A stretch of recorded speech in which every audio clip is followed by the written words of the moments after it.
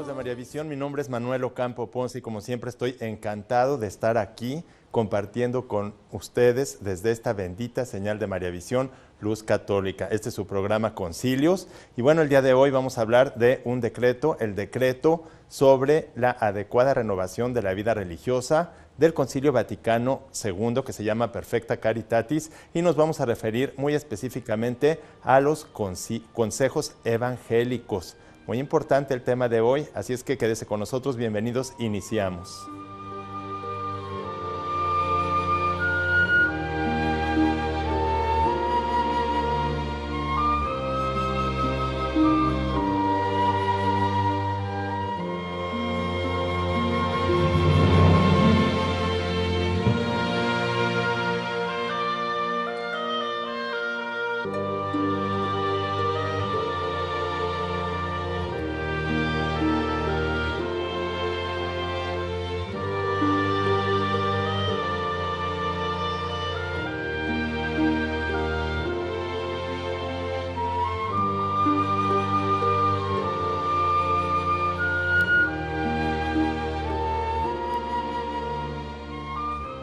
Ya estamos aquí en su programa Concilios en María Visión, Luz Católica. Quiero recordarles nuestras vías de comunicación para que estemos en contacto durante el programa.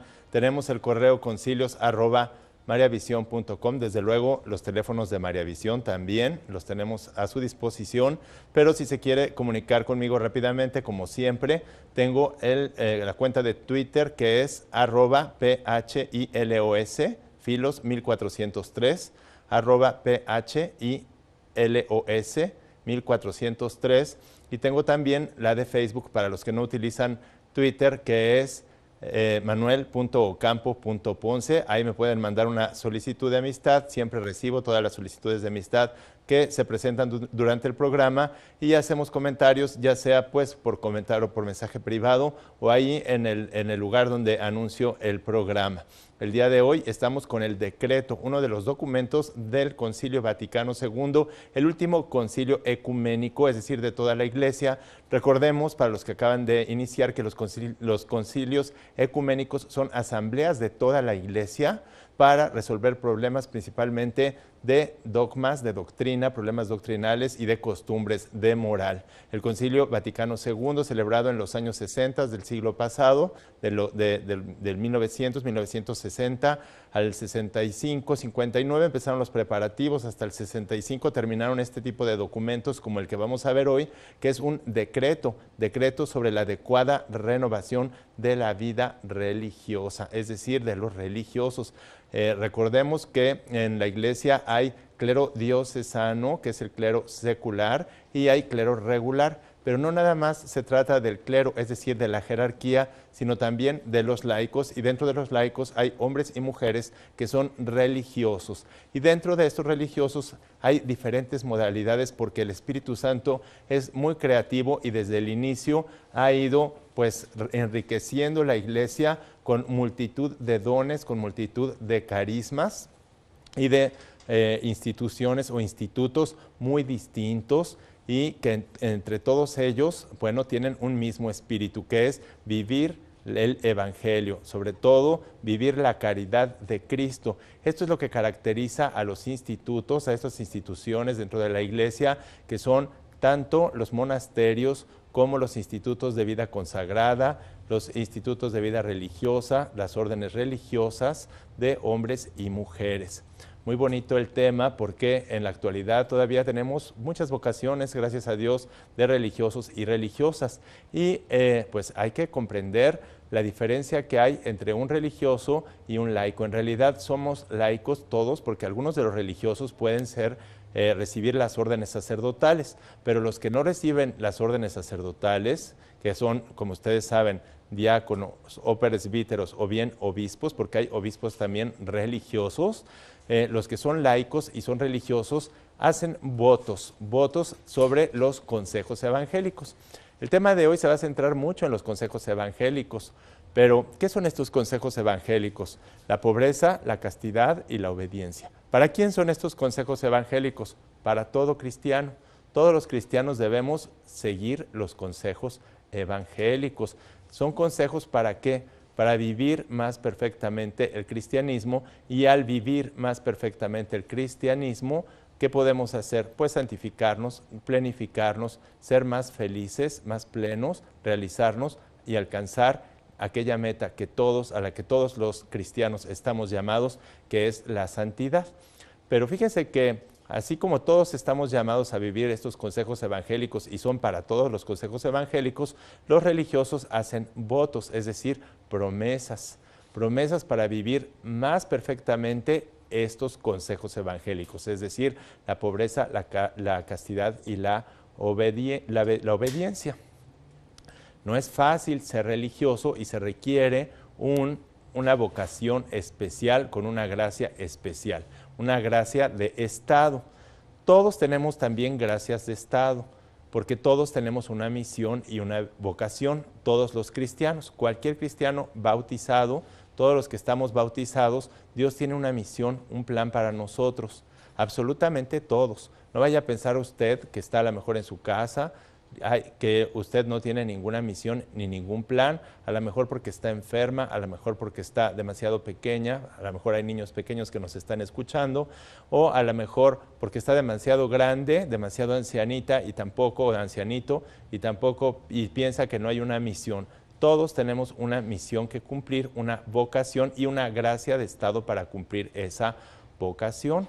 Incluso los enfermos, por ejemplo, los discapacitados, la gente joven, mediana y vieja, porque toda la enfermedad es un mal que nos llega a todos tarde o temprano, y dentro de la enfermedad también tenemos una gracia que nos da Dios para poder ofrecer esa enfermedad y unirla a la cruz de Cristo y a los sacrificios de nuestro Señor Jesucristo, y así cumplir la misión de ayudar a muchísimas almas, de contrarrestar todo el mal que hay en el mundo, de modo que todos tenemos una misión especial que cumplir, los sanos, los enfermos, los casados, los solteros, los niños, los adultos, los profesionistas, los que no tienen profesión, los que se dedican al servicio de los demás, etcétera, ¿sí? Simplemente el servicio siempre es una vocación, un carisma. Pero fíjese que dentro de estas órdenes religiosas o comunidades religiosas, lo que sucede es que hay un carisma especial. Y la función principal que debe tener la vida religiosa es la oración, es decir, una vida de intimidad con Cristo, sobre todo si se trata de la vida monástica. Vamos a hacer esta distinción que ya hemos hecho entre los monjes y los religiosos. Los religiosos son de vida activa y contemplativa, es decir, hacen oración y tienen también trabajo. Algunos tienen instituciones como escuelas, hospitales y otros centros de ayuda o de caridad, de ayudas de misericordia o de caridad, comedores para gente pobre, en fin, diferentes tipos, pero los religiosos se caracterizan, y las religiosas, por ser de vida activa y contemplativa, es decir, hacen oración y también tienen estas obras de caridad. Pero la vida monástica es diferente, porque también, como decía San Benito, ora et labora, hacen algo de labores, pero su actividad principal es la oración. Y una de las cosas que pide el concilio es que no renuncien al espíritu de sus fundadores. En esta reforma, adecuada renovación que se pidió del Concilio Vaticano II, y que a 50 años del Concilio Vaticano II ya vemos que ha habido varios ajustes en las órdenes religiosas, pero se ha pedido, ¿verdad?, que conserven su espíritu original, el de sus fundadores, porque sus fundadores fueron personas que fueron llamadas a organizar este tipo de instituciones junto con otras personas, y así fueron creciendo y se fueron extendiendo algunos a todas partes del mundo. Tenemos órdenes religiosas y monásticas prácticamente en muchísimos países del mundo. No me atrevo a decir que en todos, porque hay todavía mucho por hacer, mucho por evangelizar en el mundo, pero por lo menos en Occidente sí que ha crecido mucho, sí han crecido las órdenes religiosas, a pesar de lo difícil que es, porque como les decía, hoy nos vamos a centrar también en los consejos evangélicos. Entonces, uno es el espíritu de Cristo, vivir el evangelio, sobre todo vivir la caridad de la Iglesia con los demás. Eso es a lo que están llamados los religiosos y los que se dedican a la vida monástica. Pero luego hacen votos, es decir, los consejos evangélicos hacen promesas sobre estos consejos evangélicos, promesas de pobreza, de castidad y obediencia. Por eso el proceso de formación de un religioso o de un monje es más largo que el de, por ejemplo, un sacerdote del clero secular, que tiene un año o aproximadamente de curso introductorio y después ya entra a la filosofía y a la teología. Los religiosos tienen que tener un aspirantado, un postulantado, un noviciado, tienen que conocer bien la espiritualidad y luego tienen que hacer votos temporales, es decir, promesas temporales para que Dios les dé la gracia especial que necesitan e ir discerniendo si van a poder secundar esta gracia y continuar para votos después perpetuos. Pero, como siempre, vamos a presentar este material con las palabras textuales del documento del concilio para que usted tenga la información directa y clara de lo que dice este documento del Concilio Vaticano II. Vamos al material.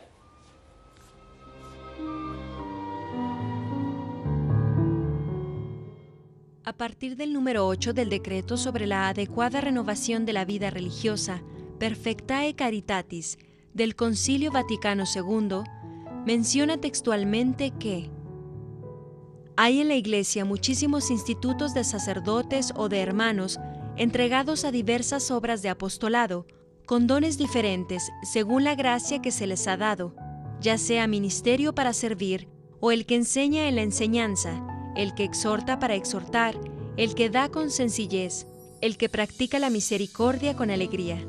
Hay diversidad de dones, pero uno mismo es el Espíritu. En estos institutos, la acción apostólica y benéfica pertenece a la naturaleza misma de la vida religiosa, puesto que la Iglesia les ha confiado ejercer en su nombre la propia caridad.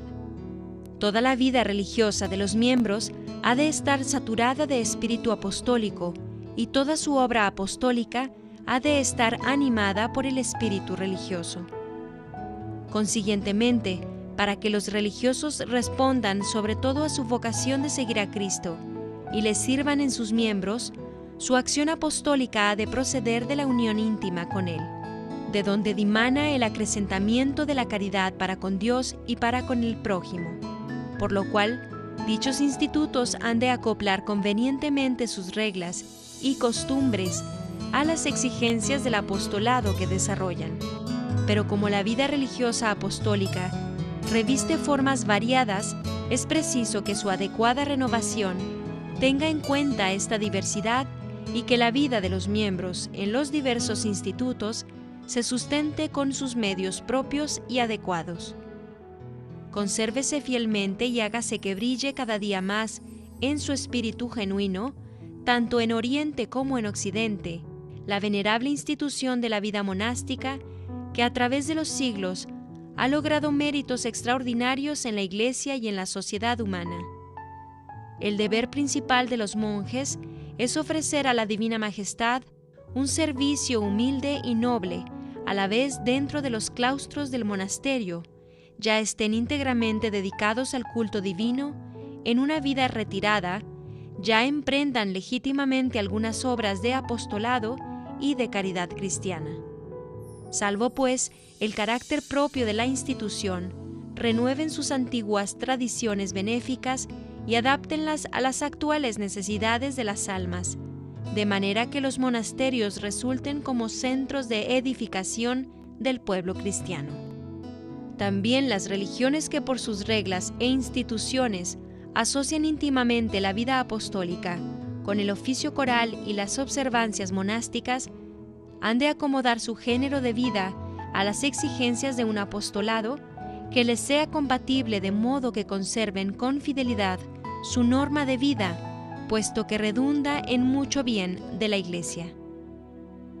La vida religiosa laical, de hombres o de mujeres, constituye un estado completo de la práctica de los consejos evangélicos, razón por la cual, apreciándola en mucho el Sagrado Concilio, por ser tan útil a la función pastoral de la Iglesia, en la educación de la juventud, en la asistencia a los enfermos y en otros ministerios, confirma a los hermanos en su vocación y los exhorta a acomodar su vida a las exigencias modernas. El Sagrado Concilio declara que no hay dificultad alguna para que en los institutos de hermanos, permaneciendo íntegro su carácter laical, por una disposición del capítulo general, reciban órdenes sagradas algunos de sus miembros para atender a las necesidades del ministerio sacerdotal en sus propias casas. Los institutos seculares, aunque no son institutos religiosos, llevan sin embargo consigo una verdadera y completa profesión de los consejos evangélicos en el mundo, reconocida por la Iglesia. Profesión que consagra a hombres y mujeres, seglares y clérigos que viven en el mundo. Por tanto, busquen una total entrega de sí mismos a Dios, sobre todo con la caridad perfecta. Conserven estos institutos su índole peculiar, es decir, secular, para poder cumplir eficaz y universalmente su apostolado en el mundo y desde el mundo. Sepan, sin embargo, muy bien que no pueden cumplir un tan gran trabajo si sus miembros no se forman cuidadosamente en las cosas divinas y humanas, de manera que puedan ser fermento en el mundo para robustecer e incrementar el cuerpo de Cristo. Preocúpense pues seriamente los directores por la instrucción, sobre todo espiritual, que ha de darse a los miembros, así como promover su formación ulterior. La castidad que los religiosos profesan a causa del reino de los cielos ha de considerarse como un don exquisito de la gracia, pues libera el corazón del hombre de una manera especial para que más se inflame con la caridad para con Dios y para con todos los hombres, y por tanto es señal característica de los bienes celestiales y un medio aptísimo que hace que los religiosos se dediquen decididamente al servicio divino y a las obras del apostolado. De esta manera, ellos recuerdan a todos los cristianos aquel maravilloso matrimonio establecido por Dios y que ha de revelarse totalmente en la vida futura, porque la Iglesia tiene a Cristo por esposo único. Es necesario, pues, que los religiosos, procurando conservar fielmente su vocación, escuchen las palabras del Señor y, confiados en el auxilio de Dios, no presuman de sus propias fuerzas y practiquen la mortificación y la guarda de los sentidos. No omitan tampoco los medios naturales, útiles para la salud del alma y del cuerpo. Con ello conseguirán no dejarse llevar por las falsas doctrinas que presentan la continencia perfecta como imposible o nociva a la perfección humana, y rechazar por instinto espiritual todos los peligros contra la castidad. No olviden además, sobre todo los superiores, que la castidad se guarda con más seguridad cuando entre hermanos reina la verdadera caridad en la vida común. Como la observancia de la continencia perfecta está íntimamente relacionadas con las inclinaciones más hondas de la naturaleza humana, los candidatos no se decidirán ni se admitirán a la profesión de la castidad, sino después de una prueba verdaderamente suficiente y con la debida madurez psicológica y afectiva. No solo hay que avisarles sobre los peligros que acechan a la castidad, sino que ha de instruirse de manera que acepten el celibato, consagrado a Dios como un bien para la integridad de la persona.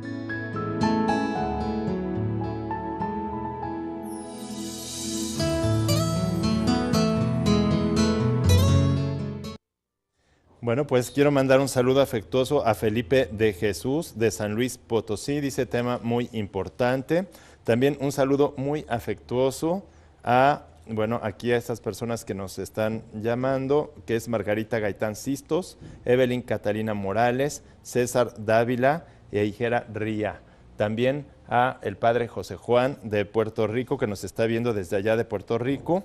Allá es otro horario, pero también, y a todos los amigos que nos están viendo en América del Sur, en el Caribe también, en Estados Unidos y también en España. Pues fuertes palabras las de este documento del Concilio Vaticano II, en donde hay que resaltar, en primer lugar, que es necesaria la caridad, vivir la caridad pero para poder vivir la caridad se requiere una formación, es decir, un conocimiento profundo de Dios. El documento insiste en que en esta renovación o en esta reforma o renovación o adaptación de la vida religiosa a los tiempos actuales es fundamental y primordial la formación espiritual, la formación doctrinal de los candidatos.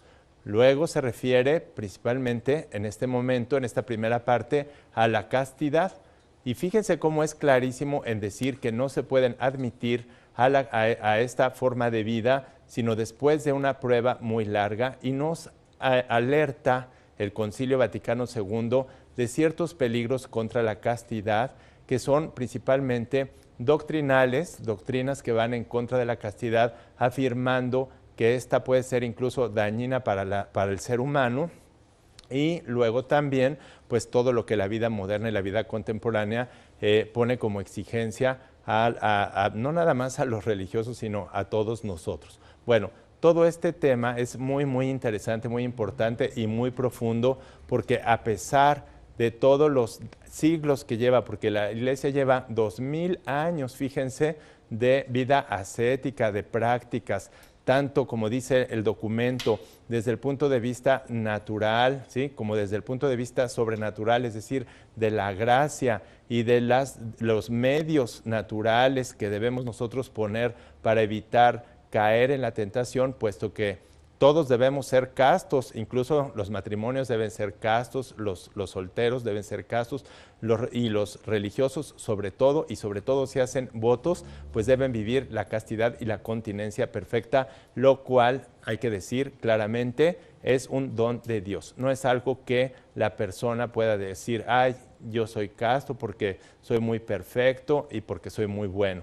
Es un don que te da Dios y que Dios lo da a quien quiere, cuando quiere y en el momento que quiere, y a Dios no lo podemos tentar, de modo que si una persona que no tiene ese don y todo quiere forzar a Dios e incorporarse y hacer votos dentro de la vida religiosa o de la vida consagrada sin tener esto, pues seguramente va a tener múltiples caídas durante toda su vida, porque esto no va a ser cuando nosotros queramos, sino cuando Dios quiere. Dios da la gracia suficiente, pero para hacer votos, como en el caso de la vida religiosa y la vida monástica, se requiere una gracia especial, porque es vivir más perfectamente lo que Jesucristo vivió, que Él vivió de esta manera. Dentro de los medios que pone la Iglesia es la mortificación de los sentidos. Hay que cuidar los sentidos. Hay muchas prácticas. La Iglesia ha ido evolucionando, pero también debemos reconocer que a 2000 años de Iglesia este tema y cómo el ser humano es tan complejo, porque psicológicamente, fisiológicamente y espiritualmente también, físicamente es tan complicado, pues no se ha podido todavía lograr agotar este tema, el tema de la continencia perfecta, de la castidad, ya no digamos en la vida religiosa, sino en ninguno de los estados de vida. Falta mucho por investigar, por saber y por desarrollar para poder lograr esto, pero principalmente ahora lo que tenemos es la voluntad, ¿verdad?, la firme voluntad de seguir la vida de Cristo y aceptar la gracia que Dios nos da cuando nos las dé. Vamos a un corte y regresamos.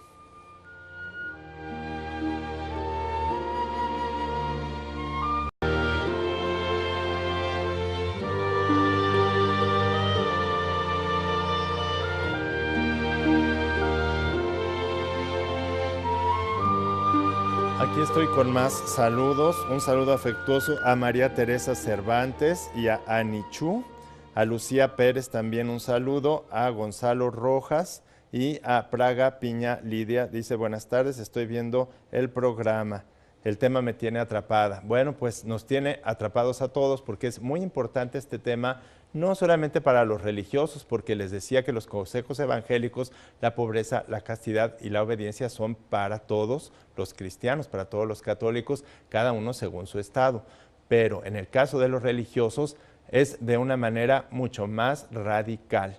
Por eso nosotros también tenemos que orar mucho por los religiosos, porque hemos visto que lo difícil que es y sobre todo hacer votos o promesas que primero son temporales en cuanto a la pobreza, la castidad y la obediencia y después son perpetuos. Llega un momento en que después de varias renovaciones, según las constituciones, según los estatutos de los diferentes institutos, pues según también lo establecido en el derecho canónico, pueden hacer votos perpetuos y eso quiere decir una promesa perpetua de vivir en la pobreza, en la castidad y en la obediencia.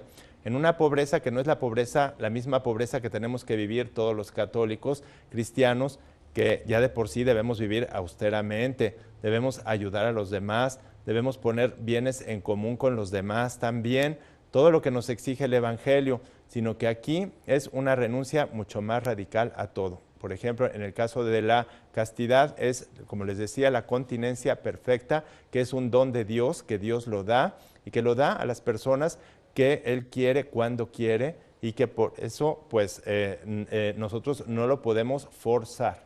No podemos forzar a Dios a tener, a darnos los dones o las gracias que a veces no da para que no nos llenemos de soberbia, porque fíjense que la soberbia es un mal muy grave.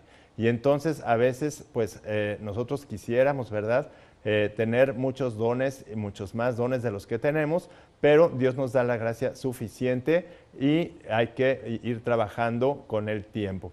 En lo que se refiere a la pobreza es una renuncia prácticamente total en el caso de la vida religiosa a todos los bienes particulares, excepto a lo mínimo que el derecho a la propiedad privada, que es un derecho natural, exige para que la persona pueda vivir, pero no pueden tener bienes personales e incluso hay institutos y hay reglas o normatividades en los institutos en donde las personas tienen que donar sus bienes al bien de todo el instituto o al bien de la iglesia. Aparte de despojarse de los bienes o de ponerlos al servicio de la comunidad, es decir, de todos los demás, también estos institutos de vida religiosa, de vida monástica y de vida consagrada deben destinar algunos de los bienes que tienen a los pobres, a otros institutos más pobres y a los bienes generales de la iglesia.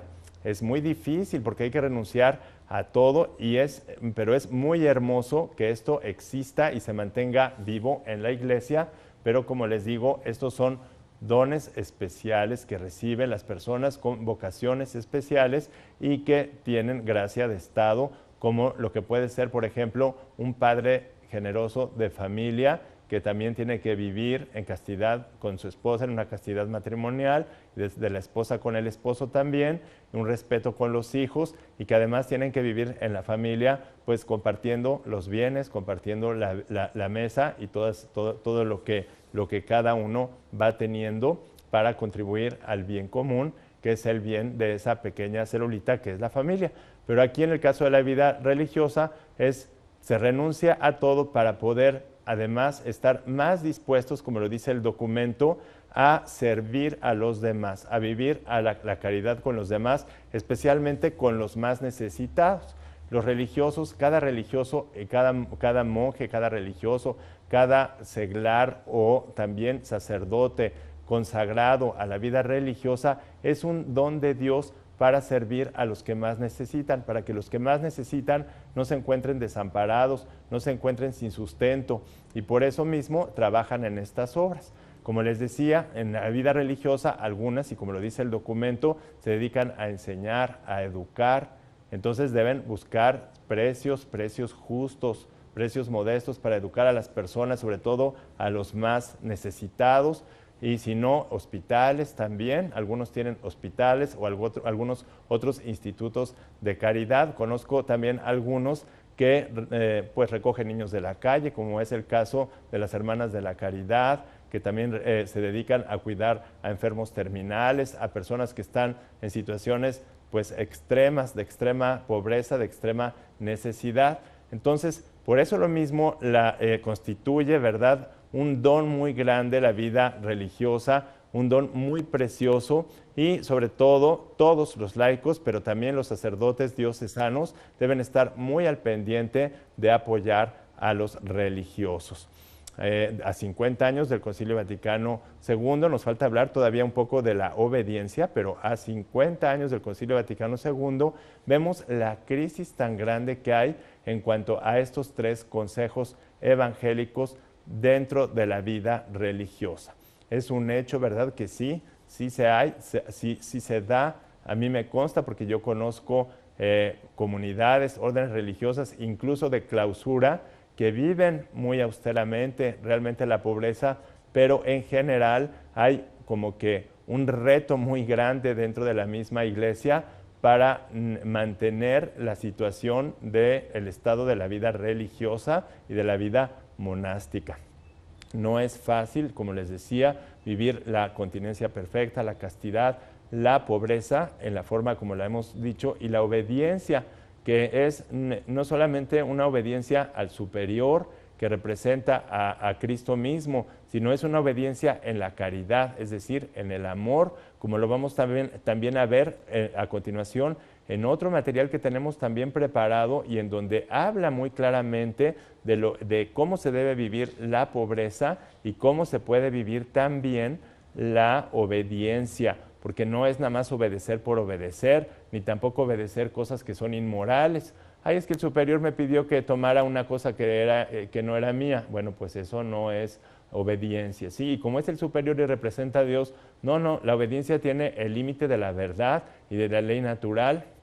No se puede obedecer cosas que van en contra de la ley natural, porque no es una obediencia ciega. Por eso Dios nos puso un intelecto o una razón, pero sí una obediencia fundada en la verdad y en la caridad, en buscar lo que busca la obediencia, la pobreza y la castidad, es el crecimiento en las virtudes de la persona, en las virtudes naturales y en las sobrenaturales que Dios, por una gracia de Estado, les da a estas personas de una manera muy especial, aunque, como les digo, estamos en una crisis y hay mucho que reflexionar al respecto. Vamos a escuchar un poco más exactamente lo que dice este documento sobre estos consejos evangélicos. Vamos al material.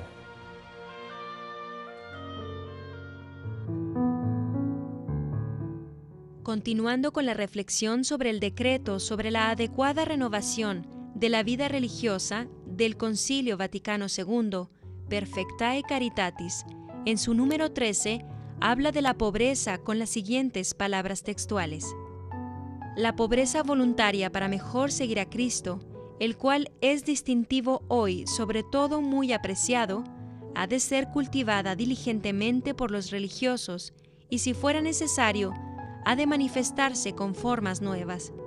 Por ella se participa de la pobreza de Cristo, que siendo rico, se hizo pobre por amor nuestro para que fuésemos ricos con su pobreza. Pero en cuanto se refiere a la pobreza religiosa, no basta estar supeditados a los superiores en el uso de las cosas, sino que es preciso que los miembros sean pobres real y espiritualmente, poniendo sus tesoros en el cielo. En el cumplimiento de su oficio, siéntase cada uno sujeto a la ley común del trabajo, y mientras se procura lo necesario para el sustento y apostolado, dejen toda inquietud indebida y pónganse en manos de la providencia del Padre Celestial. Las congregaciones religiosas pueden permitir en sus constituciones que los miembros renuncien a los bienes patrimoniales adquiridos o que puedan adquirir. Los mismos institutos, según la condición de los lugares, han de esforzarse en dar testimonio colectivo de pobreza. Han de destinar gustosos algo de sus propios bienes para otras necesidades de la Iglesia y para sustento de los necesitados, a quienes todos los religiosos han de amar en entrañas de Cristo. Las provincias y las casas de los institutos comuniquen sus bienes temporales, de manera que las que abundan ayuden a las que tienen necesidad. Aunque los institutos, salvas las reglas y constituciones, tienen derecho a poseer todo lo necesario para la vida temporal y el apostolado, eviten toda apariencia de lujo, de lucro inmoderado y de acumulación de bienes. Los religiosos, por la profesión de la obediencia, ofrecen a Dios la total entrega de su voluntad, como sacrificio de sí mismos, y por ello se unen más firme y tranquilamente a la voluntad salvífica de Dios. Por eso, a ejemplo de Jesucristo, que vino a cumplir la voluntad del Padre y tomando forma de siervo, aprendió por sus padecimientos la obediencia. Los religiosos, movidos por el Espíritu Santo, se entregan confiados a los superiores, representantes de Dios, y por ellos son conducidos al servicio de todos los hermanos en Cristo, como el mismo Cristo sirvió a sus hermanos en consecuencia de su sumisión al Padre y entregó su vida en redención de muchos. De esta manera, se unen más estrechamente al servicio de la Iglesia y se esfuerzan en llegar a la medida de la plenitud de Cristo. Por consiguiente, los religiosos, con espíritu de fe y de amor, para con la voluntad de Dios, obedezcan humildemente a sus superiores según las reglas y las constituciones, sirviéndose de las fuerzas de la inteligencia y de la voluntad, y de los dones de la naturaleza y de la gracia, en el cumplimiento de los mandatos y en la ejecución de los oficios que se les han encomendado, sabiendo que prestan su colaboración a la edificación del cuerpo de Cristo según el designio de Dios. Así la obediencia religiosa, lejos de aminorizar la dignidad de la persona humana, la lleva a una plena madurez con amplia libertad de los hijos de Dios. Los superiores, por su parte, que han de dar cuenta a Dios de las almas que se les han confiado, dóciles a la voluntad de Dios en el desempeño de su cargo, ejerzan su autoridad con espíritu de servicio a los hermanos, de suerte que manifiesten la caridad con que Dios los ama. Dirijan a sus súbditos como a hijos de Dios y con respeto a la persona humana, y promuevan a su subordinación voluntaria. Por tanto, déjenles sobre todo la libertad de vida en cuanto al sacramento de la penitencia y la dirección de conciencia. Hagan que los súbditos cooperen con obediencia activa y responsable en el cumplimiento del deber y en las empresas que se les confíen. Así, los superiores han de escuchar gustosos a los súbditos y promover sus anhelos comunes para el bien del instituto y de la Iglesia, salva su autoridad de determinar y ordenar lo que hay que hacer. Los capítulos y consejos cumplan fielmente su función de gobierno y expresen cada uno a su modo la participación y cuidado de todos los miembros en bien de toda la comunidad.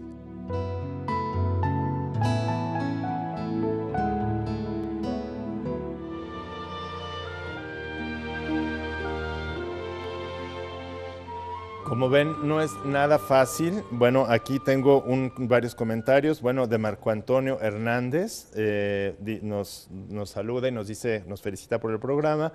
Tenemos un comentario también de Fernando Tor. No es fácil, hay que ser muy precisos, ¿verdad?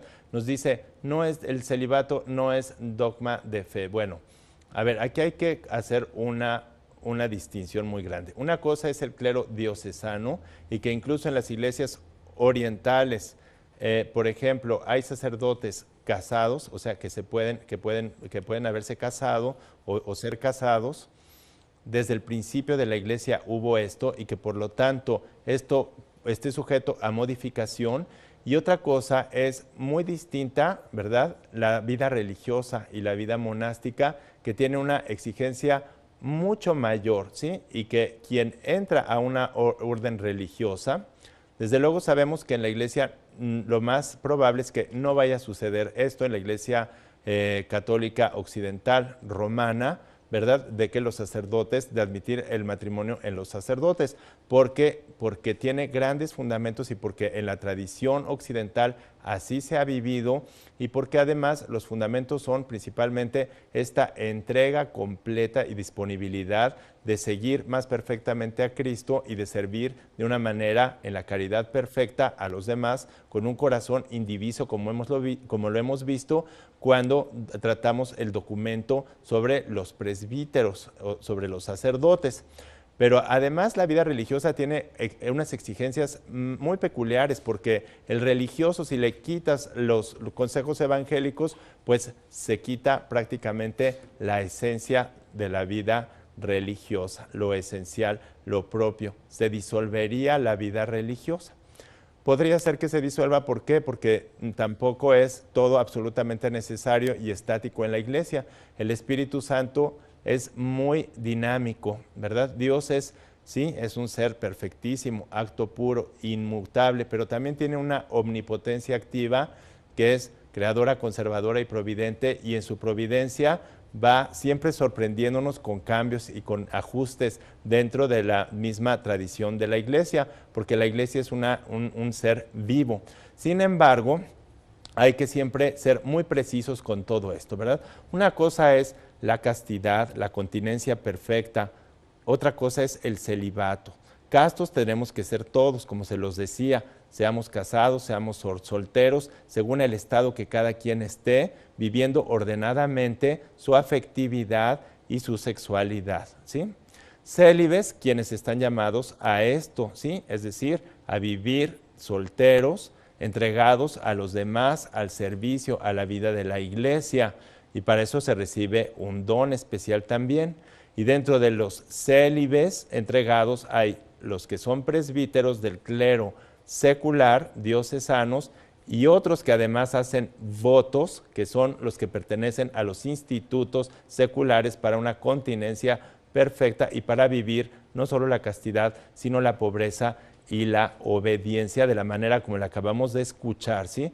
Una pobreza que no quiere decir que te conviertas en un limosnero, sino que la persona tiene que vivir con dignidad, con lo necesario para vivir, pero despojada, desprendida y poniendo, como dice el documento, principalmente sus bienes en los bienes celestiales para ser como un preludio, como una anticipación de lo que será la vida en el cielo. Eso es la esencia de la vida religiosa, que no se puede suprimir, porque si se suprime, se suprimiría la vida religiosa en su totalidad. Y la obediencia, que también fundada en la caridad, y la caridad, para que sea perfecta, tiene que estar subordinada al don de la sabiduría que deben recibir los superiores, que también tienen gracia de estado. Pero también, tampoco podemos tentar a Dios, y también hemos encontrado, ¿verdad?, situaciones en donde no se pide que se obedezcan cosas que van conforme a lo establecido por Dios o a lo que es realmente bueno para la persona. Por eso es que hay que tener mucho cuidado con esto. Esto requiere una atención muy grande de las autoridades de la misma iglesia, un seguimiento muy importante y sobre todo, pues mucha oración por parte de los fieles y de todos, de toda la iglesia, porque los religiosos puedan vivir cabalmente y realizarse plenamente dentro de su estado de la vida religiosa. Porque imagínense ustedes que un superior, ¿verdad?, se comporte como un tirano con sus subalternos, como les dice o sus subordinados, como lo menciona el documento. Sería algo terrible verdaderamente, que puede destrozar a lo mejor no la vida espiritual, porque quien se entrega a Dios y estando en ese estado obedece hasta el martirio, bueno, pues puede llegar a ser santo, pero no es precisamente de lo que se trata, porque Dios quiere que seamos felices en esta vida y en la otra también, ¿sí? No quiere que nos muramos de tristeza aquí y nos mortifiquemos totalmente para no ser felices, y que la condición para alcanzar el cielo sea la infelicidad en la tierra. Eso no, eso va contra la doctrina católica. Dios quiere que seamos felices aquí, que nos realicemos aquí en este mundo y también en la vida eterna, que para eso hay que mortificar algunas cosas, que tenemos que convivir también con el sufrimiento, que el sufrimiento es algo valioso para la persona humana y que tiene que vivir con alegría el cristiano, uniendo su sufrimiento a Cristo. Eso es verdad, ¿sí? Pero tampoco podemos nosotros aceptar una obediencia, ¿verdad?, o una pobreza que vaya en contra de la naturaleza de la persona, de su dignidad, de sus derechos humanos o de lo que necesita para realizarse plenamente aquí. Desde luego, pues con toda la imperfección que hay en el mundo, pues vemos que hay muchos casos en donde pues no se lleva cabalmente, no se vive perfectamente, sobre todo porque el demonio también trabaja, y trabaja a veces donde más daño hace, porque la corrupción de lo óptimo es la peor. Y entonces la corrupción de almas buenas, de almas consagradas, de almas entregadas. Yo he conocido jóvenes que se han entregado con muy buena disposición a Dios y luego, claro, van teniendo obstáculos, ¿verdad? Obstáculos por la vida, por la dificultad de la vida religiosa. Algunos salen muy lastimados de las órdenes religiosas porque a lo mejor no alcanzaron la perfección que tenían que alcanzar, porque encontraron un ambiente adverso dentro o incluso contrario a la doctrina y hasta inmoral dentro de la orden religiosa. Y entonces estas personas después muy lastimadas piensan como que ya están perdidas, ¿sí? Y no, sino que uno encuentra en su alma la bondad, el deseo de servir, el deseo de vivir realmente, pero que hay que tener paciencia. Dios les va a dar todo esto cuando Dios quiera, como nos lo va a dar a todos, ¿sí? A todos nos va a dar la perfección, pero el camino de conversión es toda la vida. El camino de santificación es toda la vida. Hay que tener 3 cosas: humildad, paciencia y perseverancia. Ya lo he dicho.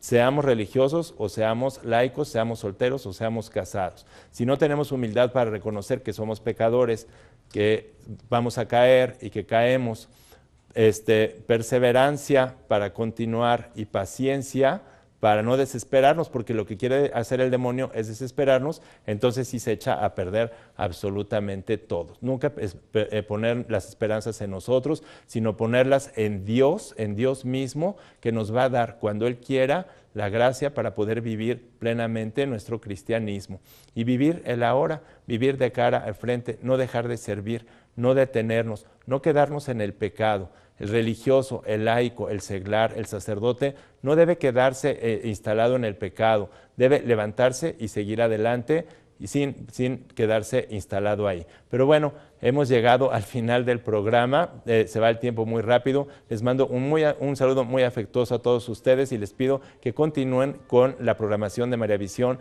que tiene cosas muy buenas para todos ustedes. Muchas gracias por su atención.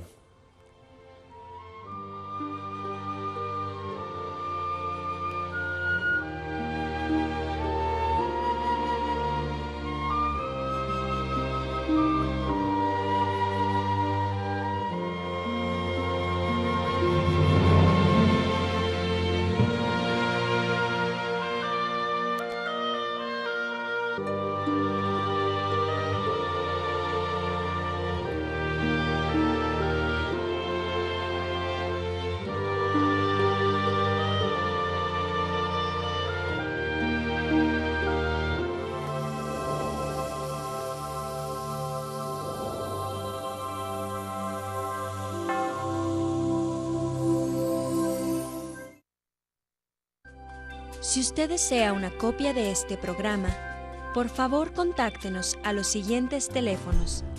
Desde el extranjero, marque 0052 33 3770 1814 y del interior de la República Mexicana al 01900 849 3507 o escríbenos a nuestro correo electrónico tiendavirtual@mariavision.com y visita nuestra página web www.mariavision.com.